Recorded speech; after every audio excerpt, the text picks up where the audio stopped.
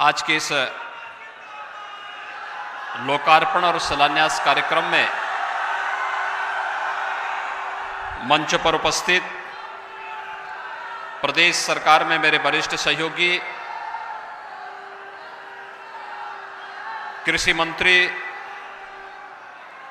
श्री सूर्य प्रताप शाही जी, माननीय सांसद डॉक्टर रमापति राम त्रिपाठी जी, माननीय सांसद श्री रविंद्र कुशवाहा जी, उत्तर प्रदेश सरकार में मंत्री श्री जयप्रकाश निषाद जी, जिला पंचायत के अध्यक्ष श्री गिरीश चंद तिवारी जी, माननीय विधायकगण श्री काली प्रसाद जी, डॉक्टर सत्यप्रकाश मणि त्रिपाठी जी, सुरेश तिवारी जी, संजय यादव जी, धनंजय कनौजिया जी,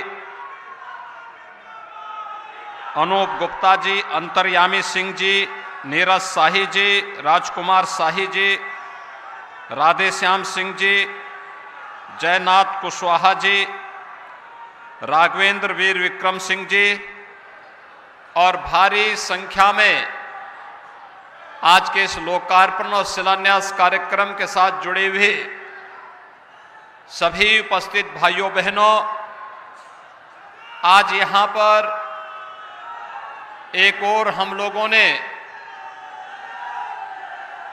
इस क्षेत्र के पूर्व विधायक, स्वतंत्रता संग्राम सेनानी, प्रमुख समाज सेवी स्वर्गीय रघुराज सिंह जी की प्रतिमा का भी हम लोगों ने यहां पर लोकार्पण किया है। साथ ही साथ यहां पर एक साथ देवरिया जनपद में और खासतौर पर भाटपार रानी विधानसभा क्षेत्र से जुड़े हुए 412 परियोजनाओं में, जिनका प्रदेश सरकार ने 200 करोड़ रुपए 92 लाख रुपए खर्च किए हैं, इन सभी परियोजनाओं का शिलान्यास और लोकार्पण का भी कार्यक्रम इस अवसर पर यहां हो रहा है। विद्यार्थियों और यहां से जुड़े हुए सभी अभिभावकों को हृदय से बधाई देता हूं कि आज उन्होंने अपने संस्थापक, इस क्षेत्र में शिक्षा की अलख जगाने वाले, देश के स्वाधीनता आंदोलन में अग्रणी भूमिका निभाने वाले स्वर्गीय रघुराज सिंह जी की इस भव्य प्रतिमा के अनावरण के कार्यक्रम को आज यहां पर संपन्न किया है।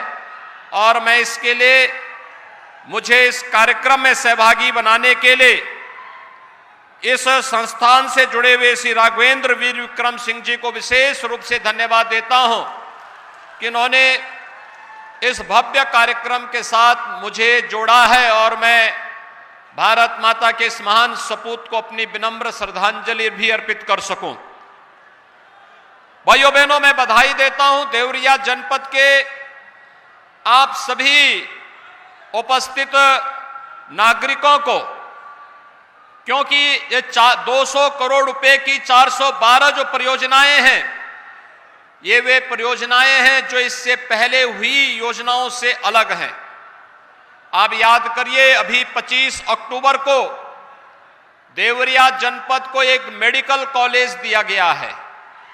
मेडिकल कॉलेज महर्षि देवराहा बाबा के नाम पर स्थापित हुआ है और जब ये मेडिकल कॉलेज पूरी तरह बनकर के तैयार होगा, इस सत्र में वहां पर प्रवेश प्रारंभ हो रहे हैं और उसका उद्घाटन प्रधानमंत्री जी के कर कमलों से संपन्न हुआ है। लेकिन जब ये मेडिकल कॉलेज पूरी तरह बनकर के तैयार होगा तो देवरिया जनपद में मेडिकल कॉलेज का 700 बेड का हॉस्पिटल और अत्याधुनिक सुविधाओं से युक्त विशेषज्ञ स्वास्थ्य की सुविधाएं देवरिया जनपद के नागरिकों को प्राप्त होंगी। और इसी उद्देश्य से देवरिया जनपद के हमारे माननीय सांसदगण, चाहे इससे पहले कल्लाज मिश्रा जी थे या फिर श्री रविंद्र कुशवाहा जी या वर्तमान में डॉक्टर रमापति राम त्रिपाठी जी, श्री रविंद्र कुशवाहा जी, हमारे विधायकगण श्री सूर्य प्रताप शाही जी, ये सभी लोग लगातार कहते थे कि देवरिया में भी एक मेडिकल कॉलेज होना चाहिए।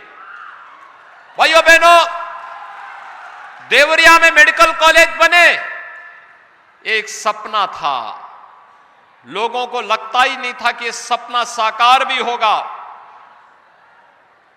अकेले पूर्वी उत्तर प्रदेश में गोरखपुर में बीआरडी मेडिकल कॉलेज था और वह अभी जर्जर स्थिति में था। बीआरडी मेडिकल कॉलेज में भी अगर उसमें नीचे पहिए होते ना, तो सपा बसपा की सरकार के समय जैसे चीनी मिलें बेच दी गई थी, ऐसे मेडिकल कॉलेज को लोग बेच चुके होते। लेकिन इस देश के गौरव, भारत के यशस्वी प्रधानमंत्री श्री नरेंद्र मोदी जी ने इस देश के सर्वांगीण विकास के लिए जिन कार्य योजनाओं को आगे बढ़ाया है, आज उसका परिणाम है कि भारत हर एक क्षेत्र में विकास की नित नई ऊंचाइयों को छूता हुआ दिखाई दे रहा है। और उसका लाभ सर्वाधिक अगर किसी प्रदेश को प्राप्त हो रहा है तो वह उत्तर प्रदेश को प्राप्त हो रहा है। आज आप देख रहे होंगे उत्तर प्रदेश में मेडिकल कॉलेज आजादी के बाद 1947 से लेकर के 2017 तक, भाइयों बहनों, 70 वर्षों में उत्तर प्रदेश में केवल 12 मेडिकल कॉलेज बने थे। और पिछले 5 वर्ष के दौरान भारत सरकार की मदद से प्रदेश की भारतीय जनता पार्टी की सरकार ने हम लोग 33 नए मेडिकल कॉलेज वर्तमान में बना रहे हैं। 33 अनुमान कर सकते हैं, 70 वर्षों में 12, और भाइयों बहनों मात्र 5 वर्ष में 33 नए मेडिकल कॉलेज, हर जिले में मेडिकल कॉलेज होगा। इस लक्ष्य के साथ सरकार कार्य कर रही है।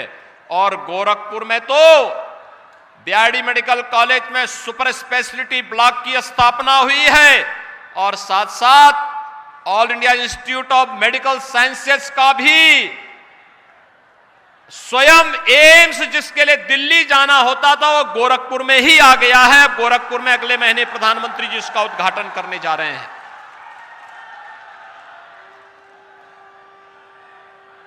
जब विकास की सोच होती है तो विकास की वो सोच जाति, मत, मजहब, क्षेत्र, भाषा से ऊपर उठ करके सबका साथ, सबके विकास के साथ जुड़ता है।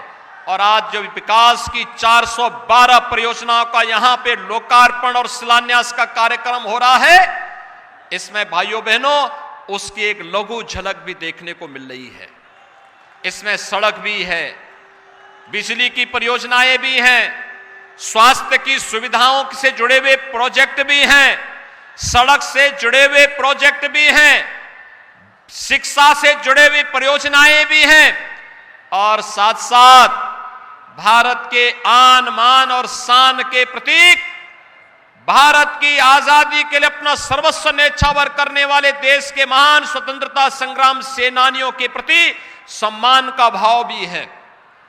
मैंने एक तरफ स्वर्गीय रघुराज सिंह जी की इस भव्य और दिव्य प्रतिमा का लोकार्पण किया है, अनावरण का कार्यक्रम अभी संपन्न हुआ है, तो दूसरी ओर देवरिया में स्वर्गीय रामचंद्र विद्यार्थी के भव्य स्मारक और संग्रहालय के कार्यक्रम का भी शिलान्यास आज होने जा रहा है। भारत की आजादी के लिए उस कालखंड में उस समय एक युवा, यानी मुश्किल से बहुत युवा उम्र में रामचंद्र विद्यार्थी ने अपने आप को भारत की आजादी के लिए ब्रिटिश हुकूमत को चैलेंज करते हुए उस समय भारत की आजादी का अलग जगाने का कार्य किया था। और उन्हें उन क्रूर ब्रिटिशर ने उस समय गोलियों से भूनने का काम किया था। लेकिन भाइयों बहनों, भारत की आजादी के लिए अपना सर्वस्व न्यौछावर करने वाले स्वर्गीय रामचंद्र विद्यार्थी पीछे नहीं हटे। भले ही उनकी जान चली गई और उसके कुछ ही वर्षों के बाद यह देश आजाद होता है। जिस आजाद भारत की आज हम अमृत महोत्सव वर्ष में यानी आजादी के 75वें वर्ष में हम प्रवेश कर गए हैं। यह अमृत काल है और अमृत काल आगामी 25 वर्षों में भारत को दुनिया की सबसे बड़ी ताकत के रूप में स्थापित करने के एक संकल्प का कार्यकाल होना चाहिए। इसलिए इस स्मारक का शिलान्यास आज हम लोग देवरिया जनपद में भी स्थापित कर रहे हैं। भाइयों बहनों, पहले गरीब के बारे में कोई सोचता कहां था। गरीब बालिकाएं कस्तूरबा गांधी विद्यालय में पढ़ती थी, सुविधाएं ठीक नहीं थी। आज तो कस्तूरबा गांधी विद्यालय की स्थिति को मैं भी आमूलचूल परिवर्तन करने के साथ ही उसमें व्यापक परिवर्तन लाया गया। जो विद्यालय पहले 8वीं तक चलते थे, अब उन्हें 12वीं तक चलाने की व्यवस्था, जिससे गरीब परिवार की कन्याएं भी पढ़ लिख सकें, आगे बढ़ सकें और उनकी प्रतिभा का लाभ समाज और देश को प्राप्त हो सके। आज कस्तूरबा गांधी विद्यालयों के तमाम भवनों के नए सिरे से उनके विस्तारीकरण के कार्यक्रम का भी यहां शिलान्यास हो रहा है। ये कार्यक्रम पहले भी हो सकते थे, लेकिन पिछली सरकारों में फुर्सत कहां थी।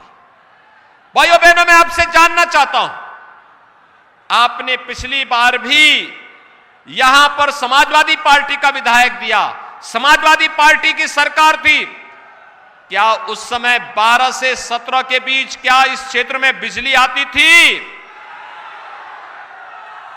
क्योंकि ये तो विकास विरोधी हैं, ये लोग बिजली के विरोधी हैं, ये शिक्षा के विरोधी हैं। पहले बिजली नहीं आती थी और भारतीय जनता पार्टी ने बिना भेदभाव के बिजली सबको समान रूप से दी है। प्रदेश के अंदर हर जिले में बिजली है। आज आपके यहां बिजली आ रही है ना? अच्छी आ रही है। बिजली से आपके मोबाइल फोन चार्ज होने के साथ साथ अन्य सभी कार्यों को ठीक ढंग से आगे बढ़ाने में मदद मिलती है ना? विकास हो रहा है ना? अच्छा, मुझे एक बात बताओ, देवरिया और कुशीनगर जनपद इस बात के लिए 2017 के पहले बदनाम होता था कि गरीब का अन्न यहां पर लोग खा जाते हैं। खाद्यान्न माफिया यहां बड़ा हावी होता था। भाइयों बहनों, 2017 के पहले गरीब को खाद्यान्न नहीं मिल पाता था, आज खाद्यान्न मिल रहा है। नमस्कार, मैं हूं मानक गुप्ता। अगर आपको हमारा ये वीडियो पसंद आया हो तो इसे लाइक और शेयर जरूर करें और हां, हमें सब्सक्राइब और फॉलो करना ना भूलें ताकि आप देश और दुनिया की कोई खबर मिस ना करें। तो जुड़े रहिए हमारे साथ और देखते रहिए News 24।